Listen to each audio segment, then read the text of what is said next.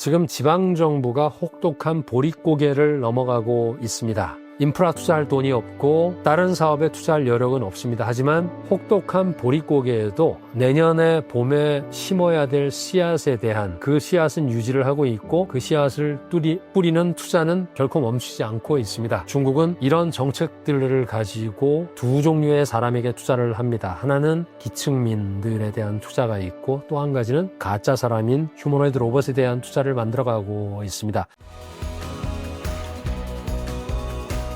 안녕하십니까. 중국 로컬에서 있는 그대로의 중국을 전해드리는 샹하이 클래스입니다. 오늘은 사람 얘기를 좀 해보겠습니다. 토지위런, 이 말은 사람에게 투자한다는 말입니다. 중국은 이제 부동산이 아니고 또 인프라가 아니고 사람에게 투자하려고 합니다. 그런데 제가 여기서 말씀드리는 사람은 두 종류가 있습니다. 찐 사람하고 짝퉁 사람 두 종류가 있는데, 진짜 사람은 지난번에 미리 다뤘던 농민공이라든가 또 링후어지우예라고 하죠. 이 비정규직의 기층민들로 구성이 된 그들의 민생과 또 후생 복지를 강화를 하기 위한 그런 투자가 하나가 있습니다.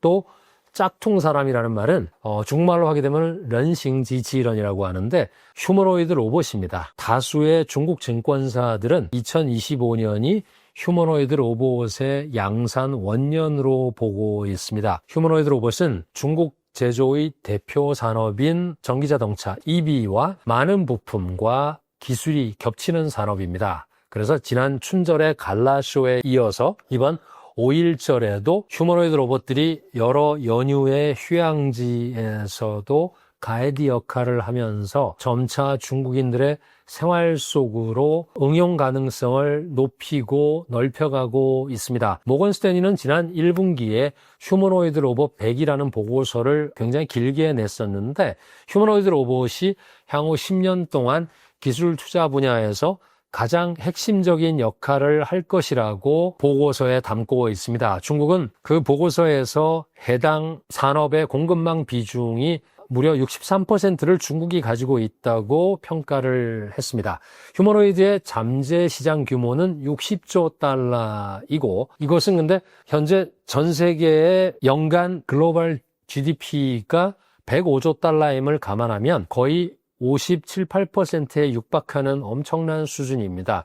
2050년까지 중국의 휴머노이드의 시장 규모를 6조 위안으로 보고 있고 수량으로는 5,900만 대로 예측을 했습니다. 이것은 다른 말로 하게 되면은 25년 뒤에는 중국인 24명당 휴머노이드를 한 대씩 키운다, 이런 의미입니다. 또 모건 스탠리는 휴머노이드 로봇 산업 체인 자체를 AI 칩 또는 소프트웨어, 반도체 등의 그 두뇌와 산업용 핵심 부품의 바디, 그리고 완성형 휴머노이드 로봇의 통합 기업, 이렇게 셋으로 구분을 했습니다. 브레인과 바디 그리고 시스템 인테그레이터, 이렇게 셋으로 구분을 했는데, 이것을 간단한 몇 장의 그림을 통해서 이쪽 신성장 사업을 한번 보고자 합니다. 중국은 이미 중요한 플레이어입니다. 기술력과 가격 경쟁력 측면에서 중국의 우위가 여러 곳에서 확인이 되고 있는데, 특히 최근에 5년 동안의 중국의 휴머노이드 로봇 관련 특허는 5,600건이 넘었습니다. 이렇게 5,688건이나 되는데, 이것은 일본과 미국을 합한 수치의 거의 2배에 달합니다. 또 작년에 전 세계가 발표한 휴머노이드 로봇의 신제품이 50여 종인데 그중에 중국이 35종을 차지를 하고 있습니다. 보시는 대로 북미 쪽은 8종이었고요. 이 정도로 중국이 새로운 제품을 내는데 진심입니다. 그리고 기술력 기반의 비용 우위도 확보하고 있습니다. 휴머노이드에서도 중국의 가격 경쟁력은 다른 산업에서 보이는 대로 압도적입니다. 테슬라의 옵티머스 젠이 2025년부터 자사 공장에 투입할 예정이라고 하고 있지만 사실 좀 들춰놓고 봐야 됩니다. 소프트웨어를 빼고서 옵티머스 원바디 대당 제조 원가는 지금 6만 달러 정도로 보고 있습니다. 그러니까 이것을 가지고 공장에 대량으로 투입하기는 쉽지 않을 것입니다. 여러분이 금년에 가장 많이 본 로봇은 아마 유니트리의 G1 모델일 텐데 그 로봇의 시작 가격은 16,000불 정도입니다. 2만 달러가 안 되고 옵션이 붙으면 2만에서 3만 달러 사이가 됩니다. 테슬라가 옵티머스 2의 원가를 2만 불로 낮추려고 한다 그러면 여기서 보시는 것과 같이 중국 부품으로 다 갈아 넣어야 될 것입니다. BYD라든가 지리 자동차 등의 중국의 대형 자동차, 전기차 제조사들은 이미 유니트리의 휴머노이드 G1 로봇 등을 공장에 현장 배치를 시작을 했습니다. 물론 대량은 아닙니다. 투자자 입장에서 지금 현재 휴머노이드 로봇은 0에서 1로 가고 있는 테마 투자 단계라고 볼 수가 있습니다. 탑 100개 기업들을 대략적으로 본다 그러면 여러 가지 실마리를 보실 수가 있을 텐데 중국과 미국의 그 양국의 100대 기업 중에서 대만을 포함해서 미국과 중국은 동일합니다. 무승부인데 다 35개, 35개씩 들어가 있습니다. 밸류 체인은 세 가지 주요 고리를 기준으로 본다 그러면 미국은 브레인에 강하고 그리고 바디는 즉 하드웨어는 중국이 강합니다. 대뇌를 연구하고 있는 기업들이 22개가 있는데 미국 기업이 13개가 있습니다. 그리고 64개나 되는 바디 부품 기업 중에서는 22개의 통합 기업 중에서 약 절반 가까운 10개가 중국 기업입니다. 그리고 자동차 기업들이 이 휴머노이드 로봇에 매우 진심입니다. 왜냐하면 자동차 기업들이 휴머노이드 로봇 기술을 R&D 하는 것은 이미 트렌드가 되고 있는데 중국의 광저우 자동차라든가 샤오펑이라든가 BYD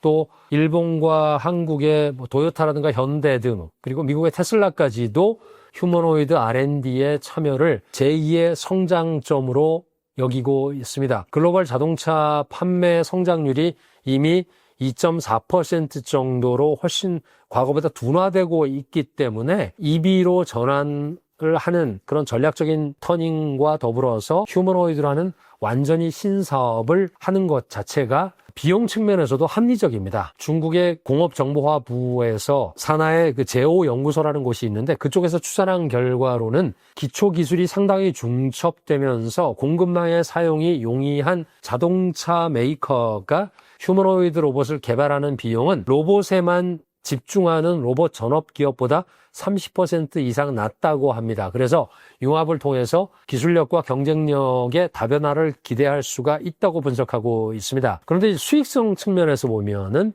반도체 기업들이 제일 유리한 것으로 보입니다. 상위 100개사 중에서 반도체 회사는 22개인데 자율주행을 실현하는 그런 핵심 부품으로서 칩은 절대적인 진입 장벽이 된다는 것은 실적에서도 확인이 되고 있습니다. 22개의 대뇌를 연구하고 있는 이런 반도체 기반의 기업들의 순이익의 합계는 2,700억 위안 정도 되는 반면에 바디를 연구하고 바디를 만들고 있는 64개의 기업들이라든가 이 통합 기업들의 순이익은 그것보다 훨씬 떨어지고 있습니다. 그것이 아마 그 칩을 만들고 있는 회사들의 수익성이 월등히 뛰어나다는 그런 반증이 될 수 있는데요. 또 한 가지가 이제 액추에이터를 가공하는 기업들은 많이 있긴 한데 그들은 사실 강하지가 않습니다. 제품 단가 면에서 칩보다 바디가 훨씬 쌉니다. 그래서 또 많은 기업들, 64개나 되는 기업들이 몰려있기 때문에 그리고 거기에는 대부분 중국 기업이라고 아까 말씀을 드렸었잖아요. 그래서 액추에이터 부품 분야는 중국 기업들이 16개나 그중에 들어가 있기 때문에 전체의 25%를 차지를 합니다. 이들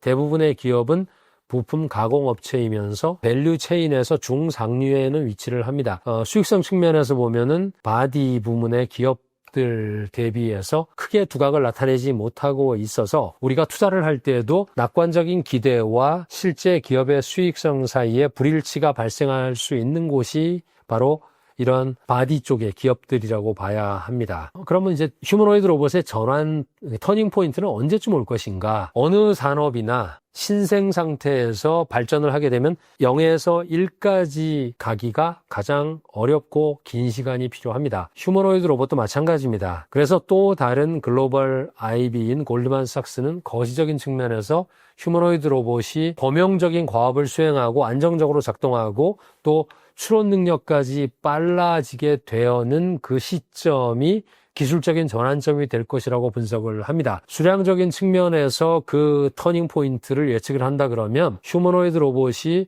150만 대에 이르는 시기, 그것을 골만삭스는 2032년 정도로 예측을 하고 있는데, 그때가 되면은 시장이 상당히 큰 폭으로 성장을 하는 그런 계기가 될 것으로 예측을 하고 있습니다. 또 모건 스탠리 같은 경우는 향후 30년이 굉장히 길게 보고 있는데 휴머노이드 로봇 시장이 폭발적으로 성장하는 그런 기간이 될 것이고, 중국의 시장 규모는 2025년에 겨우 10억 위엔에서 2050년이 되면 6천억 위엔이 넘어가는 그런 사이즈가 될 것으로 예측을 하고 있습니다. 2030년에서 2034년까지 엄청난 폭으로 성장을 하면서 연간 성장률이 140% 이상 될 것으로 보고 있습니다.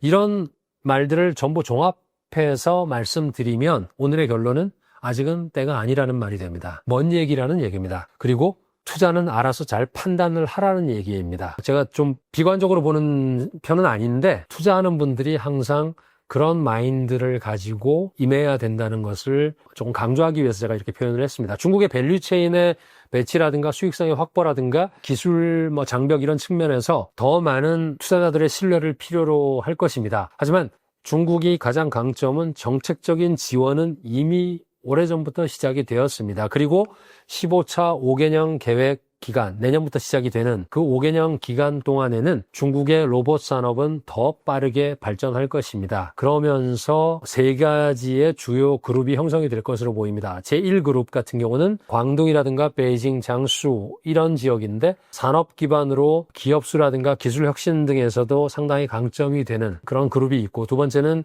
세부 분야에서 경쟁력을 제고를 하는 데 집중을 하는 그런 그룹이 있을 수 있으며, 세 번째는 응용 중심, 즉 그런 응용 중심 지역에서 선도적인 역할을 하게 될 그런 것들이 나타날 것입니다. 2024년에 중국 대학들의 로봇 관련된 전공 재학생 수가 58만 명으로 보고 있습니다. 휴머노이드 로봇만 얘기하는 건 아니지만 이렇게 로봇 관련된 전공자의 이 엄청난 숫자가 전 세계에서 중국이 42%라고 하네요. 또 전 세계 로봇 분야의 상위 100개 피인용 높은 학자들 중에서 중국 학자 비율이 39%입니다. 거의 40%인데 이것도 역시 지난 3년 동안 세계 1위를 유지를 하고 있습니다. 또 한 가지가 중국 전역에는 이미 127개의 로봇 산업단지가 운영이 되고 있습니다. 중국 지방정부가 운영하고 있는 펀드는 87개의 산업기금이 있고, 그 운용 규모는 2천억 위엔,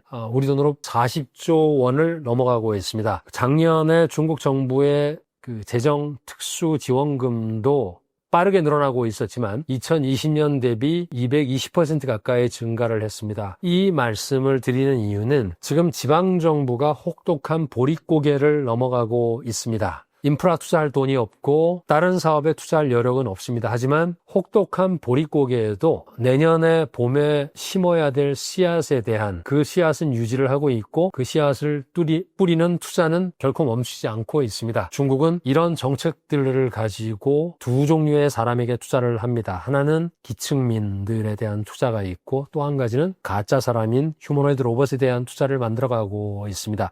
이것이 우리에게 미칠 영향은 적지 않을 것으로 저는 생각을 합니다. 지금 샹하이 클래스에서는 다양한 방식으로 투자자, 구독자분들과 소통할 수 있는 방법을 고민 중에 있습니다. 여러분들께서도 좋은 생각과 제안이 있으시면 댓글로 남겨주시면 적극적으로 반영을 하도록 하겠습니다. 오늘의 항로를 마치도록 하겠습니다. 감사합니다.